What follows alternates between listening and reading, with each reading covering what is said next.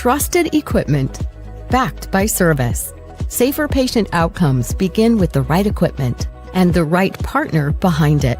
That's why we created the MVP program, our commitment to being your most valuable partner in every procedure.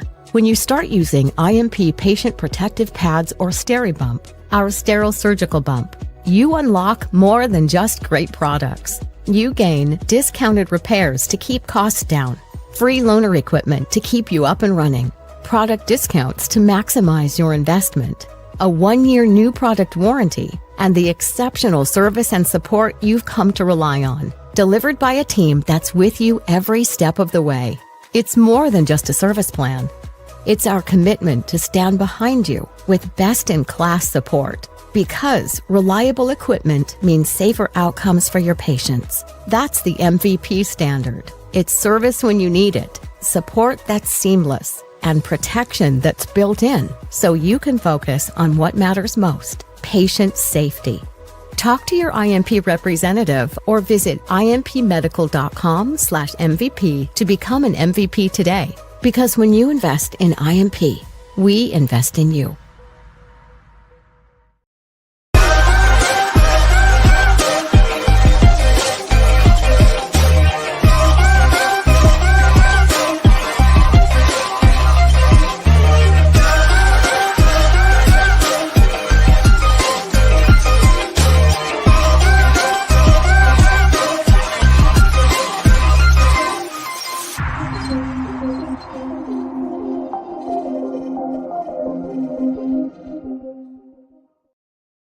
Family, welcome. It's 8 o'clock. Y'all know what that means. It's time to talk.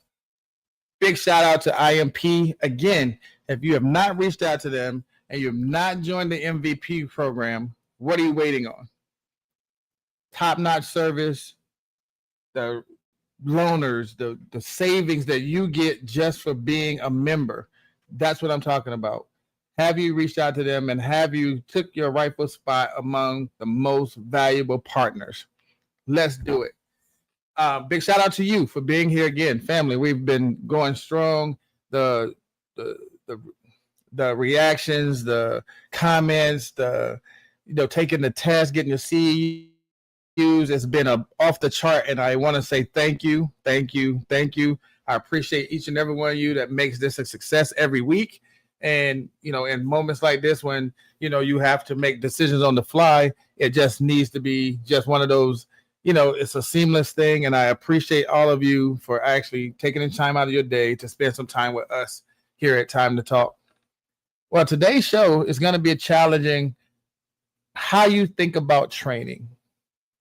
We've always heard the phrase training is for the newbies, but what if that mindset is quietly hurting your department? What if the people with the most tenure are the ones carrying the biggest blind spots? Today, I want to break open those myths about the experienced techs don't need training. And we're going to be asking some uncomfortable but necessary questions. Are we assuming too much? Are we letting bad habits go unchecked? And how do we build a culture where learning never stops, no matter how long you've been in the game doing this? I want y'all to all buckle up, because tonight's show is not just about onboarding. It's not just about newbies, not just about seasoned techs. We're talking about elevating your entire team with what we can do through training. That's what this whole episode is about. And when we say that, do we assume that the experienced people know? So that's why you tend to focus more on the new people coming in the door. Let's digest that for a second. When you're thinking about your onboarding programs, when you're thinking about training in itself, do you really count your seasoned techs as true techs that need the same type of training? Or do you say they know it, so I'm focusing on the new people that are just coming in? I saw Kamala. Hey, thank you for being here. Welcome. What do you do in those situations? After the tremendous, engagement and things that we had with Leza Money, who was an educator that we brought on, And she was talking about, training and how, that affected the department and what do you do in those scenarios. I decided that, hey, let's throw a curveball to the family and let's bring her back, because being an educator that's in that position that has new people, students, experienced staff, everybody under your radar, I thought, like, let's bring an educator back on, and keep that momentum going. But now I want to know, we talked about creating SOPs. We talked about policy is not a poster, but now let's talk about what are you actually doing with those newbies versus those experienced techs. So family, you've seen it here before. Can we welcome back Miss Leza Money? Hello.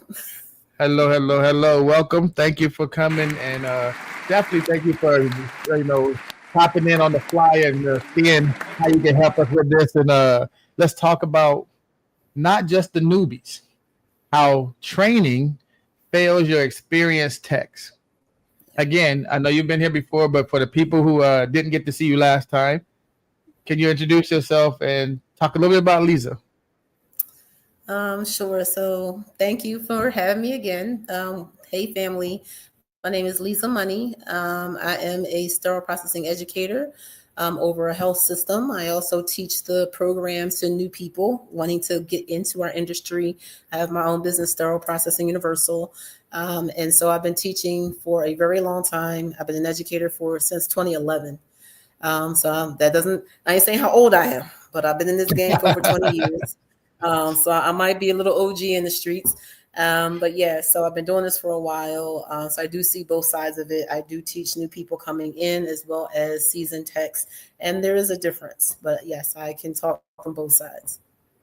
So family, there you have it. So what better person to speak about this than somebody who's been in the game a long time, who's seen experienced techs, who's now dealing with new techs coming in and students. So when we add that added wrinkle in of not even somebody that's experienced, you're talking about somebody coming in the door who doesn't know anything versus somebody who might know a little bit of something because they've already got their certification, to somebody who's been doing this a couple of years. So we're going to hit on all of those topics. So first, right out the gate, Miss Leza, how often do we assume training is only for new hires, and what risk does that create for experienced technicians who may have had outdated habits or even miss some of those crucial updates as our industry keeps changing? Too often than not, I find that people do tend to think, well, since so-and-so has been here for 5 years or they've been in the industry for 25 years, they should know these things. And I find a lot of times that they don't, or maybe they forgot. You think about it, okay. 25 years ago, I took the test back then and what I learned, and maybe I could be a tech that's been working in the same health system the whole time. Maybe I was fortunate enough to keep the same job. I haven't really had a need to go outside of my comfort zone. So I'm only operating off of habit and off of what I used to know, but not necessarily what the new industry standards are. And so we might assume, well, if you've been here so long, you must know everything. But I come to find out a lot of times they know how to operate within their own department, but not necessarily to the industry standard. And we might overlook that.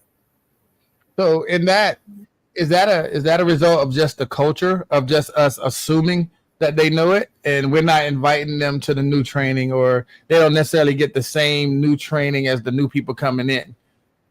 Is that a culture thing, or is it just a leadership thing? I think it could be a little bit of both, depending on the situation. I have seen where it was more so, it could be a leadership thing, saying we need to focus on new people coming in the door because they need to know everything. They need to know our processes. And so they kind of tend to put the focus on new people coming in. I've seen that. I've also seen where it's not necessarily that the seasoned techs aren't invited to the table. They might be invited to the table, but say, we've always done it this way. I don't want to change, or there's no need to because it's always been the same. And I feel like the way I do it is fine. And so it could be a little bit of resistance on their side as well. Now, when you speak about that, say like you do onboarding and you do this new employee training, when things do change in the industry, and that's what I'm talking about. So if they're not involved in the new stuff that you're putting out, when things do change, how do we get that information disseminated to your experienced staff and, to make sure that they're still getting the updates and so on and so forth? Yeah. I find it's a good practice to host the in-services for new information. Also, depending on where the information is coming from. So like if there is an upcoming seminar, or even if it's for a day or something, having the staff have the opportunity to attend some of those things, bringing back some information from those events if the staff isn't able to attend themselves, so that the leadership takes on the responsibility, or in my case, the educator, on how to present that information to people who weren't able to make it. Okay. So with that being said, so when you're talking about, let's just say a program such as yours, where you have these people who are precepting and, taking these new people under their wing and so on and so forth, how are we making sure that they actually have the right information as well? Is there a way to test the preceptors to make sure they're putting out the right information, or they're showing them what you exactly want them to see? Yes. So I would say train the trainers. If I'm going to have someone precept for me, or trust them with the information and say, hey, I can't be everywhere all the time, right? No leader can. You got to be able to trust staff, trust some of your preceptors, or even your first line supervisors and managers to be able to handle giving out that information. So there should be some type of, in my opinion, like a training program, or just a way to refresh and get that information to those individuals so that they can cascade it down to the rest of the staff. Okay. I like that. So we're doing train the trainer episodes. You're keeping constant updates to the training itself, and you're just keeping everybody involved. And that's not even just a leadership down. That's everybody, including your trainers, your preceptors, everything, right? So how much of that, and this is the follow-up to that. We've done everything we can as far as, we don't want to assume that they know, so we're trying to get them involved. We are updating materials as we go. And what ways can experienced staff unintentionally resist that new training? And how can leadership address this without alienating that staff? How can they unintentionally resist the training? Yeah. Well, I'm not sure about unintentionally, but I've seen where they totally ignore you, or I've had people tell me to my face, I'm not doing it that way. Like they literally just say no. So I don't know the unintentional side. I haven't had that luxury, but for the ones that I have dealt with that resist in some way or another, I do my best to coach again, kind of do some reiteration training. We're going to do this again. Let's get on the same page, everybody. But at some point it becomes responsibility. Everybody has to take on their own responsibility for their own personal and professional development, right? So if I'm giving you the information, I'm giving you the tools, can't really make you absorb it, but at some point compliance is going to be necessary. So depends on the situation, but there are times that we have to kind of go the other route, but I prefer just as coach and get it done, right? Let's everybody do the right thing. Okay, let me back up a second. Let me ask you a key question to this whole thing before we get deeper into those pieces. What does a comprehensive training program that encompasses the thought pattern for new techs and experienced techs, what does a comprehensive training program in that aspect look like? Well, you have to have elements for new techs, I've found that they're thirsty for information, right? So it's a little bit easier to give them information because they have nothing to kind of gauge against it. It's like, this is what I got. So for them, it's a little bit easier for me to train. When we're talking about seasoned techs, you got to have elements in there that maybe includes their what they're thinking, includes their experience. I find that a lot of times, sometimes it could be a situation where seasoned techs feel like they're not a part of the process, right? They're being told what to do or told what the new thing could be, when they're like, well, I've been doing this for 100 years. How are you going to tell me what's new? Versus being a part of the solution, being a part of the process on how to get the information or where it's coming from, and maybe including that information along in the training program with everything that you're trying to show them might get their engagement, right? You want them to buy into the idea, not just be told what to do. So when you're creating a new program, is it imperative to try to have them involved in that creation process to like maybe demonstrate a walkthrough or show them before it gets rolled out, or how do you incorporate them into the actual process? Depending on what it is. I mean, sometimes it's a process of just asking questions, right? Getting their information. Some people just want to be heard.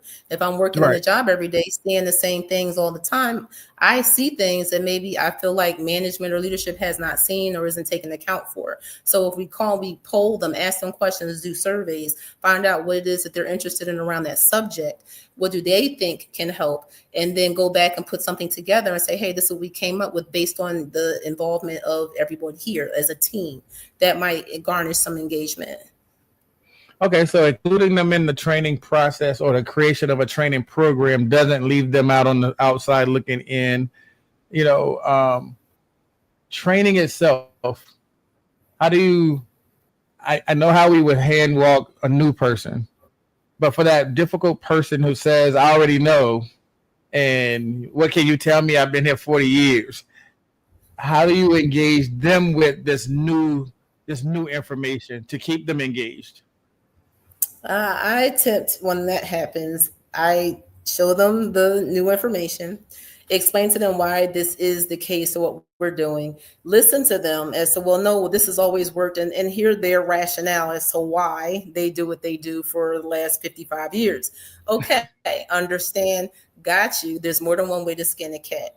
And so I attempt in my own way to explain to them, okay, let's try it this way. Let's do a little something different. It's going to be okay. The world ain't going to fall apart. We're going to do this, right? We're going to do this a little different. And I'm going to come back and check in on you after that. And we're going to see how bad that was, right? So it's not that I'm forcing it on you, but let's just try to work as a team. We'll reevaluate at the end. And then let's see, because you might have some input once you try it this way that can help us move forward in the long run. But for right now, let's just give it a shot. Okay.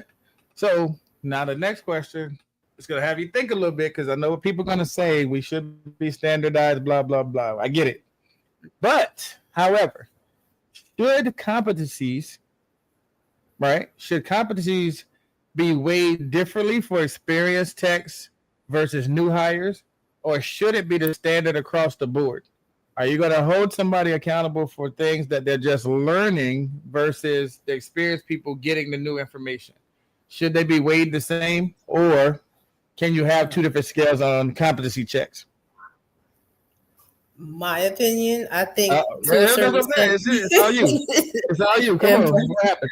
My opinion, I think there should be two different competencies, not because experienced techs shouldn't know the same thing we're asking of new techs. I just think that sometimes the nuancey things, I would ask an experienced tech a different line of questioning, a different type of competency. Not that they shouldn't know the basics, because that's what we're going to be asking of new techs, basic stuff, right? Things that you should know out the textbook, things that you should know, just, basic things in SPD 101. So of course they should know that. But if I'm creating a competency for somebody who's been here for a long time, I may throw in one or two questions that are basic that everybody should know, but I expect you to know some of those nuancey things that our new techs shouldn't know. So I should be able to ask you a different line of questioning, and you should be able to answer me based on your experience. Now, with that being said, when you're talking about those things that they should know, the basic stuff, is that the point where you say, hey, things have changed in the industry? Like we go from edition 1 to edition 8. We know basic sterile processing, but do you know blah, blah, blah? And that's a standard change, right? So just like I'll take ST91, for instance. Your experienced people should know how to do scopes. But now with the changes, how many of them are going to stand there and blow the 10 minutes of air? How many of people are going to do that type of thing? Is that part of the new basic that you have to go back over with them? And how do you change the training to fit everybody? Yeah, on that respect, I would say yes, that becomes a standardized thing, because anything quote unquote new in the industry is new to everybody, including experienced techs. So that type of information should be standard. If you're new coming in from off the street, or you've been here for 25 years and you've been doing scopes as a CRCST your entire career, now all of a sudden there's a CER, you may not know all the extra nuancey things. You haven't even picked up a CER book yet, but you're still doing scopes every day, right? So I think in that respect, yes, we can do some standardization. It's always going to depend on the topic. So depending on what that topic looks like, yes. So from an experienced tech perspective, you can't tell me how to do scopes if I've been doing them 30 years. So what your competency is supposed to tell me? So you have that type of tech. You do have that type of tech. Then you have the tech like, I'll get to it. Then you have that tech that wants to know. When you have 3 different type of experienced techs, what do you do in that situation? This is training that everybody's probably seen. I mean, everybody's dealt with these type of people. At some point, you've had this type of tech. It's always going to be that one tech that knows it all. There's going to be that tech that, will say what they need to say while they're in front of you. And then you have that tech that's just like, yeah, I've been here too long. I don't need to do that. Yeah. And so there's always all those in the room. In that case, there is some standardization that's going to be required. Everybody listen, we're all here we all got to do scopes, right? There is one way, that's the right way. There's Johnny's way, there is Betsy's way, and then there's the right way. We definitely have to follow that. So if the book says do it this way, or the IFU says do it that way, there really isn't any wiggle room. So whether you've done it 100 years your own way, and then we come to find out it was the wrong way, we can't go with that. So that one tech that's like, I ain't doing it that way, that's the one we're going to have to work with. That's all. I mean, it happens. And this is where I guess my good friend, Miss Green Golden, says everyone gets re-educated. We're not leaving anybody out. Everybody gets re-educated because that's where it starts, right? We can have that tech that says they're not going to do it. We're going to have this tech that say they have a difficulty doing ABC. And then, yes, if we're retraining to a standard and everybody's getting brought up to speed to what that new standard is, do you have any exceptions? She also says everyone is trained at same level set. Your standards, no multiple choice. Set your standards, no multiple choice. So there are no options when it comes to what is the right thing to do. How do we get everybody on the same page? We don't give them a multiple choice. This is the way you're supposed to be doing it, and that's it.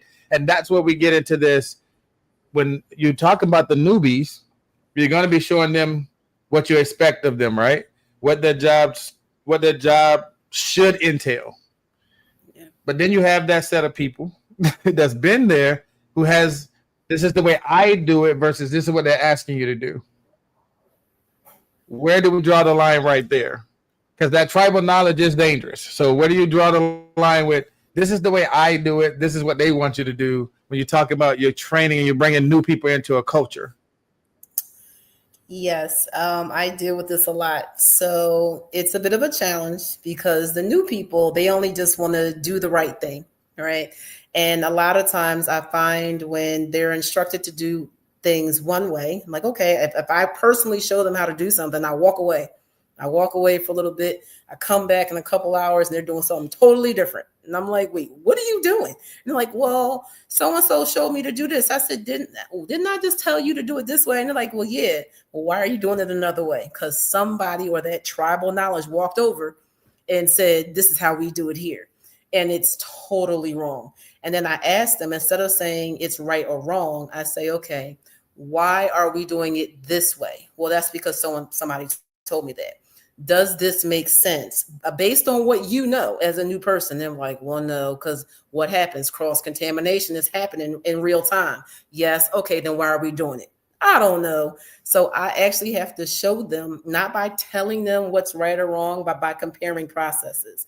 In this process versus the process you were originally shown, which process is going to be best for your safety and patient safety? And usually it dawns on them that what they're doing based on tribal knowledge was something that was against patient safety. Then when it comes to the tribal crowd that's giving off this information, I will either, depending on the situation, I'll go to them and say, hey, I need you to let the new people learn the way they're supposed to learn because everybody learns the same way. And we're not going to show them how to do this because you are promoting cross-contamination. Then I will also take it a step further. I will even, and I have done this, like literally in huddles, make announcements because I have to train students. Students are here to learn the right way. So we're going to let them learn the right way, one process. If you're not precepting today, don't walk across the room to decide to precept on your own. Like, please don't. So that's what I personally do. I'm not saying it's good or bad, but sometimes you just have to let them know, like let the students or the new people learn the right way before we start giving them crazy ideas. So I want to get this comment in because I really love it. It says we need to rethink our approach. Experience doesn't always mean expertise. I'm gonna let that soak in for y'all. Experience doesn't always mean expertise. We're gonna talk a little bit more about it right after this commercial.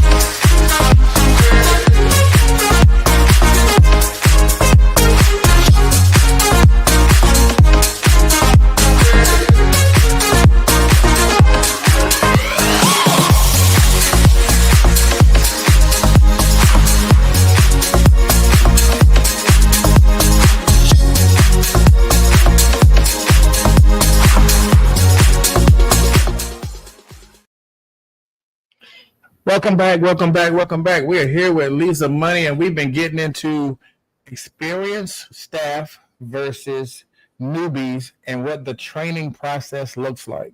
So far, we've discovered that it is possible to assume that your experienced staff knows the information, so we don't really focus on them as much as we should have. Or they don't want to learn it anyway, so they're just not doing it. Or we don't have a comprehensive training program that will incorporate any new things that come into the department. So, Leza, back to what we were saying, like let's think about it like this. How can leadership identify when an experienced technician's confidence has turned into complacency that risks quality and safety? Just because they think they know it, just because it's second nature, they've been doing it 30 plus years. How can you as a leader identify now it's just complacent, you're just going through the motions versus you actually know what you're doing now? I think being aware and pretty much watching what the staff is doing. Some people are very good. They can go on autopilot. They can talk to the person next to them. They can just keep going and things are perfect. They're flying. And then there's other people that are on autopilot, skipping steps and doing things. And I mean, it's always, what's the results? When we talk about the throughput and the outcome, what's our results at the end? What's the outcome? What is this specific technician's outcome? Do we have consistent issues? Are we having things coming back? Is there something that we're finding? Are we seeing their work? You can just watch their work. You've got complacency with even showing up on time. Like there's so many red flags when people become apathetic to their job. And they're kind of like, whatever, I'm here. Oh, I'm doing the tray. And they're not really paying attention. And it becomes very apparent. And a lot of the first line leaders if you're in the room, you can see the ones who are trying to get it done and the ones who are just here because it's time to get paid. And where's lunchtime at? Like, I can't wait. So I feel like it's more so just keeping an eye on the individuals and getting to know your staff and getting to know their habits. So even like with that, right? If we're identifying these things and we're retraining, and as Sharon Green Golden, we're re-educating and we're, trying to get everybody to that same point. We all know that the moment you turn your back, what's going to happen? They're going to go back to the way they've been doing it, right? As a leader or educator, even as an educator, in that aspect, what are some things that can be done to try to limit or minimize that tribal knowledge going back to being what is the norm versus, what the standard should be? That's a tough one. I believe it's, holding people accountable. That's what I'm always going to say. Because if we've trained you, we've retrained you, we've coached you, we've shown you, we've added you to the process, we let you buy into it. We've done all these things. And at the same time, when it's time to walk away and we're all at the OR doing what we have to do, we come back in the department and everybody is partying, doing their own tribal knowledge thing. at some point it becomes personal responsibility for being a professional, right? We're all here as professionals to do our stated position, which is to take care of these instruments for the patients, right? It's not to do what we think is best based on what happened 15 years ago when we just told you that 15 years later we're doing something different. Right. So when we sign up to be in sterile processing, as far as I'm concerned, we sign up for continuous education. And so therefore, whether it is that your educator at your department told you, or it was at a conference, or you clicked on HSPA's website and you saw something, at the end of the day, it is your personal responsibility to keep up to date and to practice that in your everyday work, not for somebody to have to make you do it. And I think sometimes we forget, or sometimes techs forget, that this is your profession. Right. It is your responsibility. Those 12 credits a year, people take that for granted, but that's to help keep you on the front lines of what's happening. Right. We're not saying, oh, what happened 50 years ago? No, what's happening this year? So that's what we have to remember. So at some point it becomes, OK, we've done everything we could do as leadership. Now it's time for you to take ownership of your own education. Yeah, I totally agree. I have a couple of good comments here for you. Sharon says, in my experience, awareness conversation, reflection conversations, and vision conversations really help refocus the team on the bigger goal. Back to, like you're saying, what's the overall goal and where we're trying to get to? Are we having those type of conversations? I saw Ms. Green Golden said one way to change is to change how often certain companies are being done. Instead of yearly, move to biannual. Let them teach the session. So that way you can kind of see if they are grasping and knowing the information. You let them teach the session since they know it, right? So you get them involved in different ways. Also, to your point of somebody saying, I'm here, Sharon said that attendance, I saw it's the apathy marker. Like, just because you're here doesn't mean that you're here to work. You can't just say I'm here. Attendance occurrence is an apathy marker. And I'm like, you're right. Like, just because you're here, what does that mean for real? What does that really mean? Managers have to coach and manage for optimal outcomes. Again, when you're having to be a coach and you're having to be the manager, I mean, wear many hats. We talk about that here a lot. The many hats that you wear as a sterile processing person, even in yourself. You're the educator, you're a teacher, you're doing all these things. But when you're trying to put all of that into perspective, right? Do we leave people out? Does it fall short of what we're trying to reach because we're doing so many things? But are we training to that standard, as you said? Are we incorporating everybody in that? Let's talk about that a little bit more. I want to talk about that. What role does peer-to-peer accountability play in keeping experienced staff engaged? How does peer-to-peer work with that? Well, if you've got if staff is engaged in the process and they're engaged in the culture and what's happening in our department, then yeah, and I encourage my students and new staff to do this. If you see something, say something, right? Like, hey guys, we got this new concept, this new best practice out here that we have trained to, and we just heard the in-service. I see the person next to me doing something totally different. And then we have these conversations like, well, if I say something, am I snitching? Is that bad? They're not going to like me. And what I always tell people is your first responsibility is to yourself and your patients, right? You have to make sure your patients are safe. If you see something that someone is doing that's compromising patient safety, is going against best practice, you have a responsibility to say something. Now, you don't have to run to the manager, but you can at least go to that staff person and say, hey, we're training to do something different. So peer-to-peer, we do have responsibility because we're a team. And if one person isn't following what the team is supposed to be doing, or there's one weak link in the chain, then we all look bad, because the OR is not going to say, only Leza did this. They're going to say SPD sucks and SPD did it, and we all are going to have this reputation, right? So we're all bearing the cost of a bad reputation for somebody doing something incorrectly. So we should all bear the responsibility of holding the team and holding the line. So yeah, if I see something, I'm going to say something, and I'm going to hope that my team member recognizes that I'm only doing it out of the love for the patient and for respect for the department and for what we're trying to do. I have to laugh because you said something there.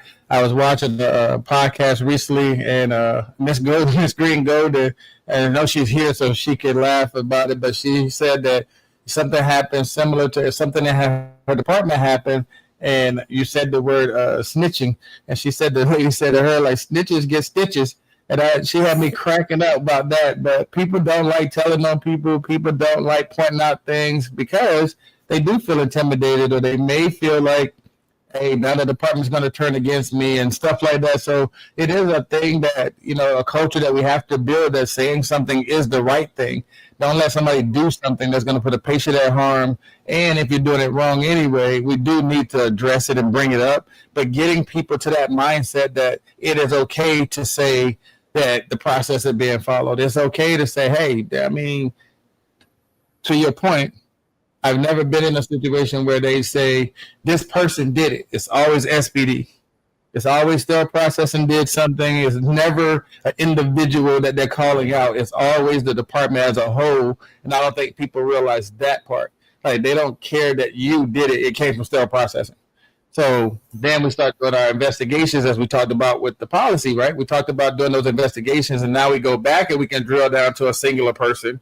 But when it comes to the OR, the floors, the clinics, it's always something that happened in SPD. So that's where we try to get around that part. Sharon said, tribal knowledge, she now gets a personal class from me or the educator. There you go. Like, that's another way to get involved. Like, if you see that person who refuses to let go of that tribal knowledge, do you have those one-on-ones? Do you have that, hey, we need to talk about your process? Some people are those conversations because the workhorses normally are the people who are using the tribal knowledge. As we talked about, that's the person that go in decon and can knock out 8 carts in 30 minutes, and you're trying to figure out how. But again, who's skipping steps? Who's doing things the right way? Who's actually performing the way we need them to perform? That's where those conversations will come in and be crucial to the success of a department. As an educator, when you're dealing with said individuals of that nature, right? When you're trying to correct the culture, when you're trying to improve on what you're already planning for your newbies or the new staff, as an educator, you have these people that are consistently doing the wrong thing or consistently not doing your thing. Is that I get Sharon says have that conversation, but is that somebody that can change? Is that somebody you're willing to put a lot of time in to try to see about them changing? Okay. Well, can they change? I mean, anyone can change. Unfortunately, I've seen where people will just not change and they're willing to move on to a new position somewhere else because they just won't change. Now, that being said, that's not what we want, right? We want everybody who's been in the department and to change along with the new culture and to be able to get the new processes and do best practices for patient safety. So I'm never going to say, no, they can't change. Do we want to help them? Absolutely, we do. But sometimes a bad apple spoils the bunch. And so we don't want the old tribal knowledge to continue to kind of like fester and keep on infecting other people, right? We want the positive best practices to take over the culture. And sometimes when we're having a paradigm shift in the department, people are going to fall to the wayside because they just can't see beyond whatever's going on right now. And to Ms. Greengold's comment earlier, it's about showing them the vision. It's about getting them to buy into what the new goals are for this department, for the industry. And the industry is not where we were 100 years ago. So we cannot stay stuck in the past, or we will not move forward. The medical industry is always changing. So if we're not changing with it, then our jobs become stagnant. We can't have that. So unfortunately, some people will go along and see the vision and come with us, and some people won't. To her point, she says, I believe in removing the low-hanging fruit before we harm a patient. And again, if the person's not conforming, the person's not trying to do, and we can't get them to see it our way, then yes, sometimes removing the low-hanging fruit is the best option in that thing. So on that same note, right, how do we challenge experienced staff to stay curious, innovative, without making them feel like we're micromanaging them?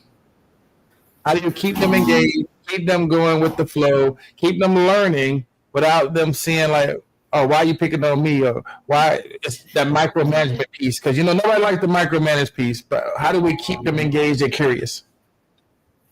I think that goes back to making sure that we show them what the new vision is, as Ms. Green Golden said, keeping them engaged in the process, allow them to be a part of the process. Now, sometimes we might have to manage the process. One of my mentors always says, we don't manage people, we manage processes, right? And so we look at the process, see how we can manage that and put enough controls in place so we don't have to stand over your shoulder. But at some point, if you are that person that we have to keep walking back in the department to stand over your shoulder, that's another conversation. But I think it's more so if you get the person to buy into what we're doing as a department and as we're moving and the culture is changing, and they can hopefully see the writing on the wall, then that will be a way that we can get them to stay on board and not bringing that old tribal knowledge back into the department. So we are. At all times, we're trying to, I won't say rehabilitate, but we're trying to re-educate, refocus, retrain, retain, all of the reads we could think. We're trying to make sure that the experienced staff know that they're part of the process, know that it's not personal. These are standards that everybody has to learn. But I'm still stuck at, if it's a culture thing, and they just don't do right. And I get removing the low-hanging fruit. I do get all of that. But you have departments that will tolerate them doing whatever they're doing because of staffing issues, numbers, and all that kind of stuff. When you get those type of departments, is there anything that can be done, or is it still going to come down to leadership and training and cultures and hoping that somebody catches on? Well, in those scenarios, it's a little bit more difficult. I've been in those as well, where maybe the facility is screaming retention, and HR is saying, no, no matter what, keep them. And so you're between a rock and a hard place as a leader, right? Because we want to make sure that the culture is moving in a positive direction. Everybody's on board, and we have a staff member that is totally resistant and totally ignoring the new processes and doing whatever they want to do, yet we can't really move but so far in discipline because of what the hospital is saying or whatever.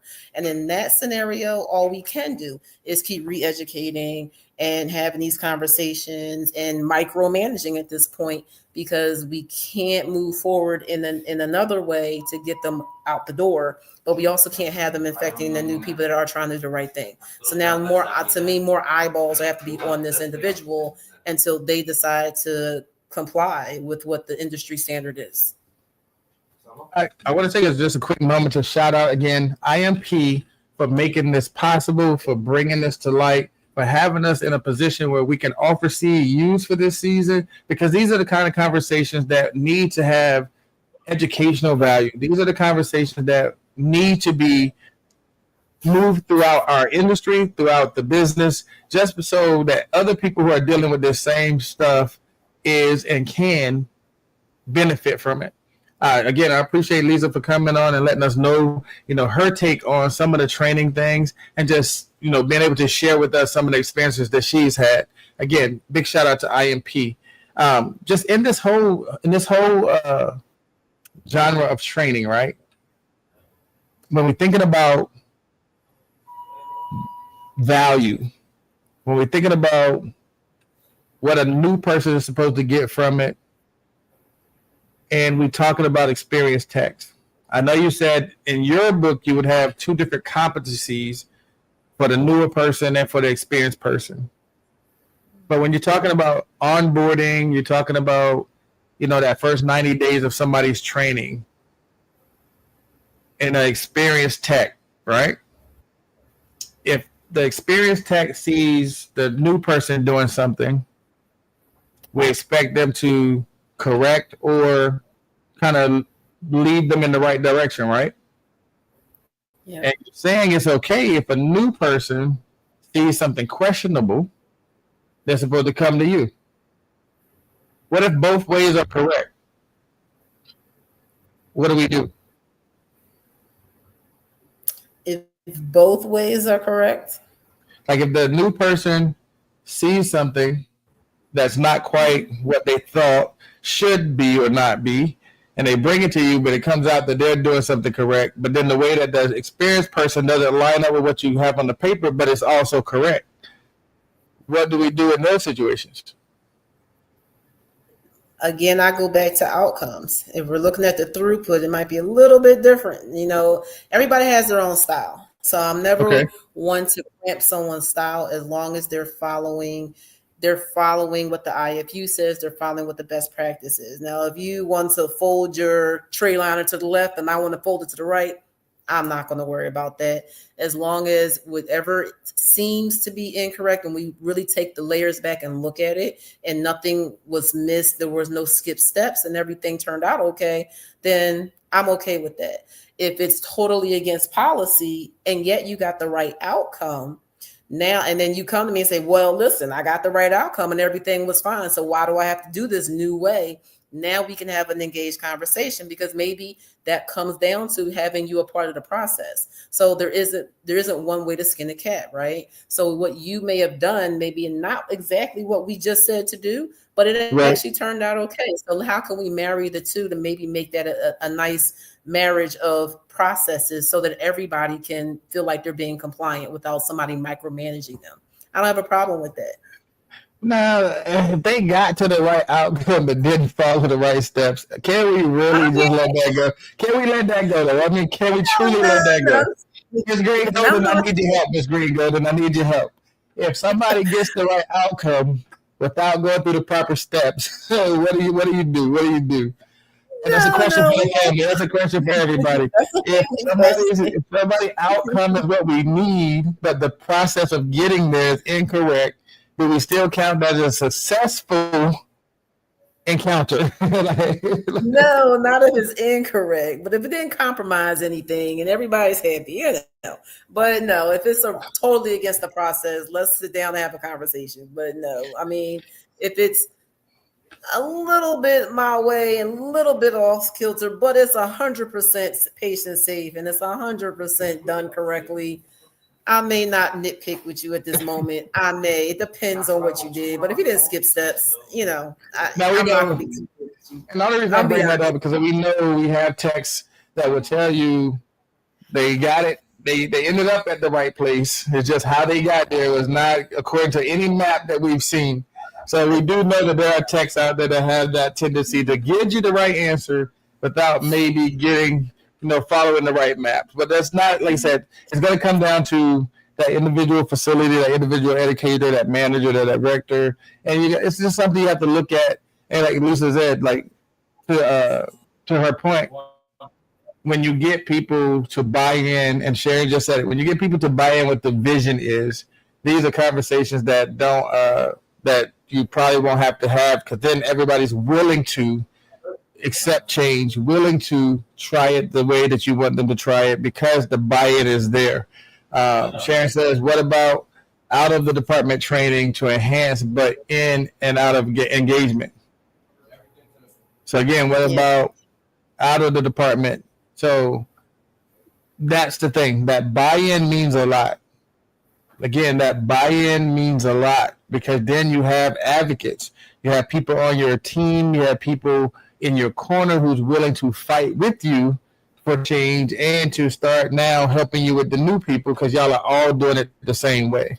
That is where it has to start. And I think Leza said it, like that's when you're going to them and, you're going over what the changes are. You're asking for demonstrations back and forth to help understand the changes, but you're getting their input. That is the most important part of that whole thing is you're getting input. Even when I was a director, I would have my supervisor, the leads, everybody doing the huddles because you want them involved. You want them engaged. You want them to be a part of whatever process you're trying to implement.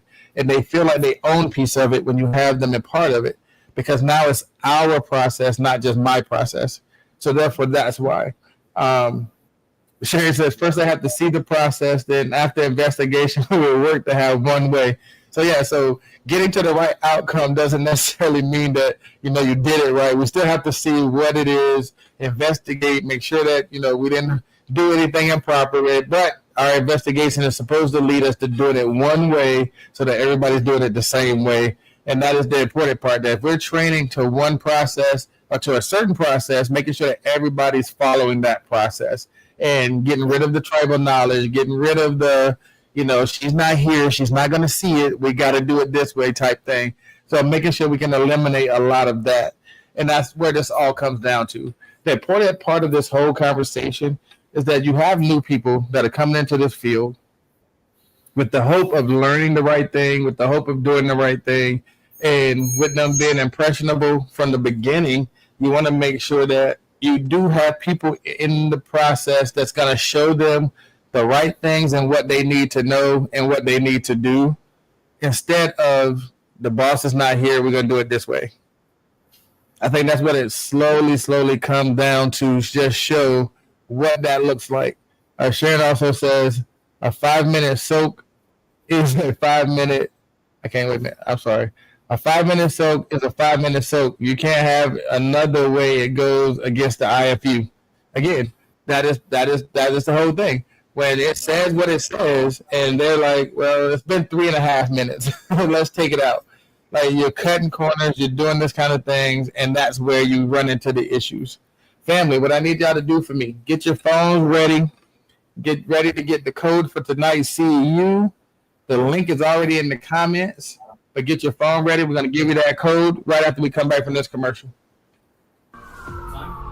In a world overflowing with noise, are you truly being heard? Or better yet, are you truly listening?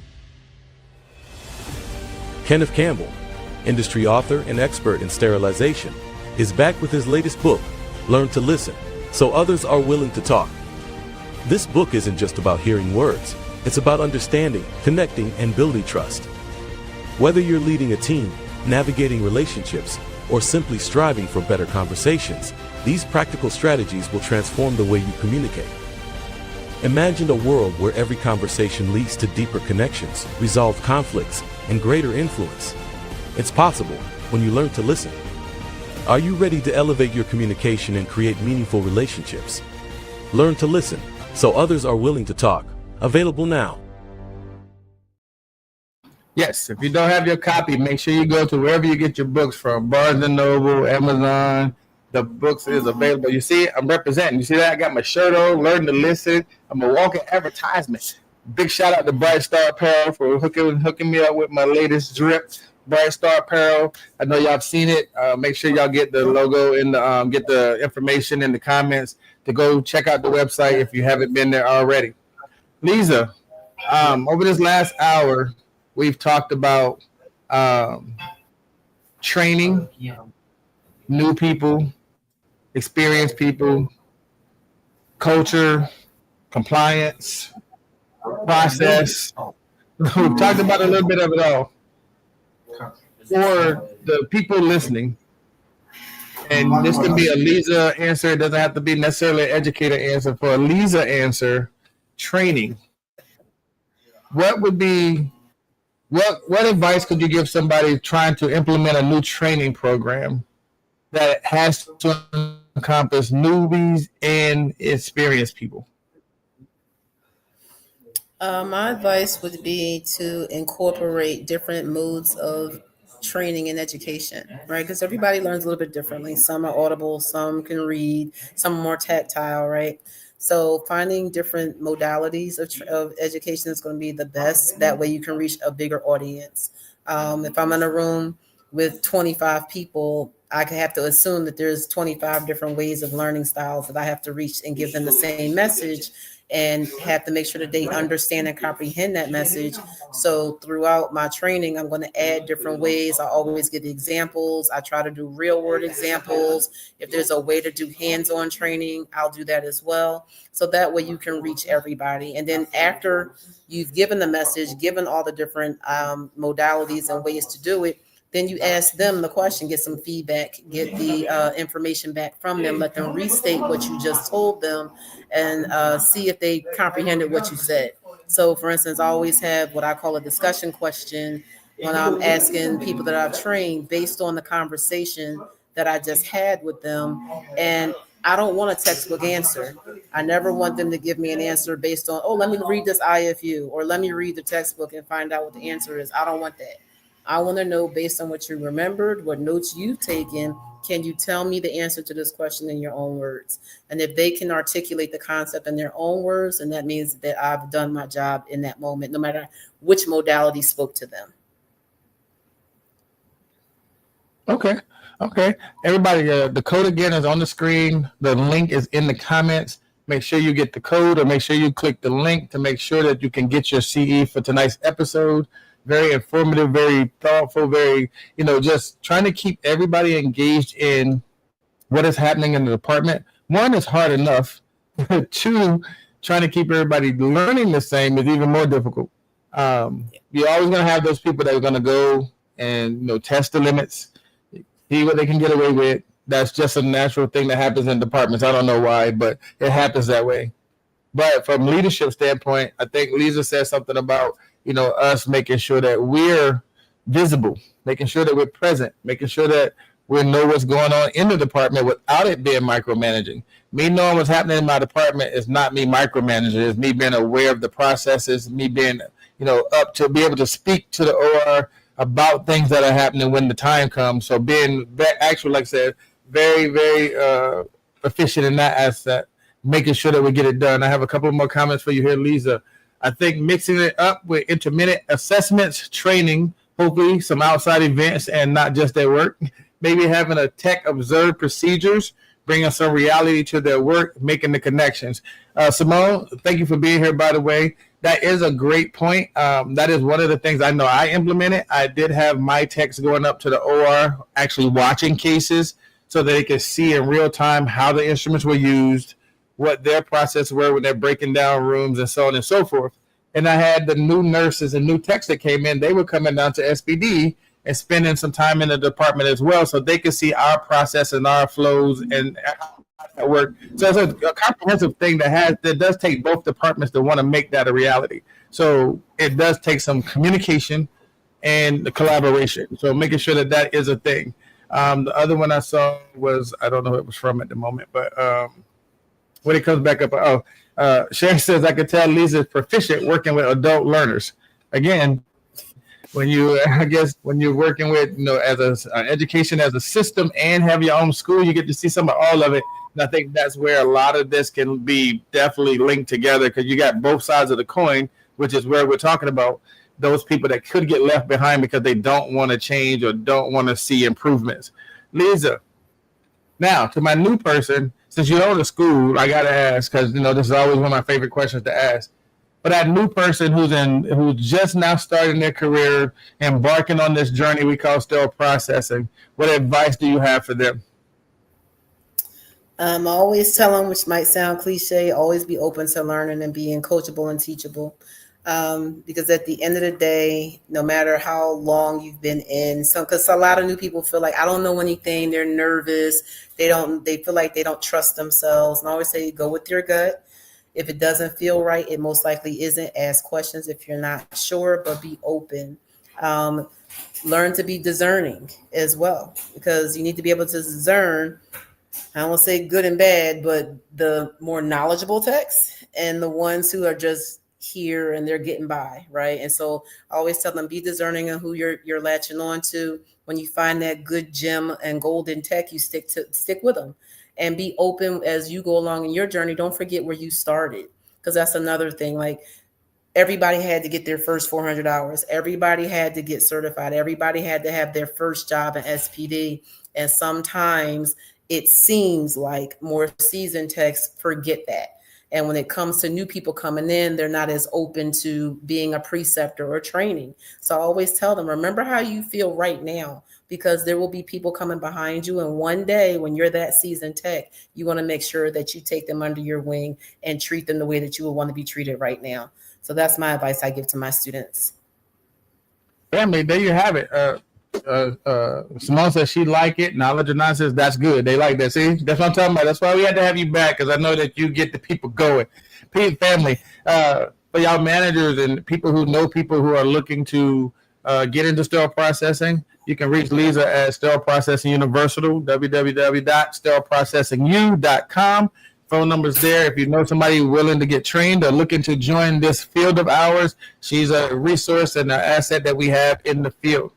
I want to give a big thank you to Leza Money for coming today and sharing her valuable insight on why training can't just stop once somebody's called themselves experienced.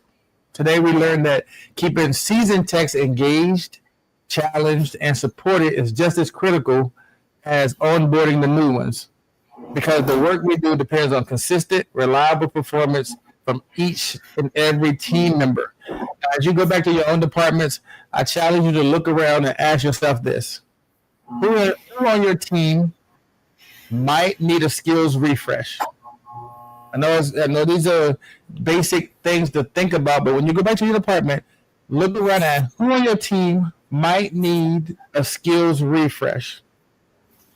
What assumptions are you making about what your experienced staff actually knows?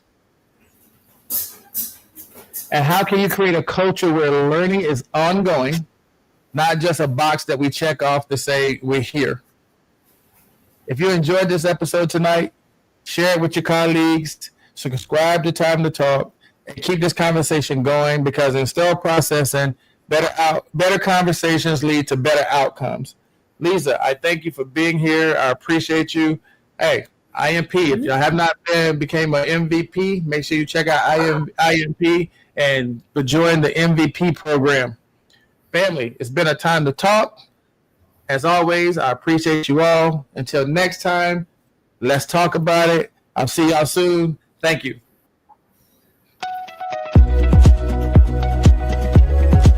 Trusted equipment, backed by service. Safer patient outcomes begin with the right equipment and the right partner behind it. That's why we created the MVP program, our commitment to being your most valuable partner in every procedure. When you start using IMP patient protective pads or SteriBump, our sterile surgical bump, you unlock more than just great products. You gain discounted repairs to keep costs down, free loaner equipment to keep you up and running, product discounts to maximize your investment, a 1-year new product warranty, and the exceptional service and support you've come to rely on, delivered by a team that's with you every step of the way. It's more than just a service plan.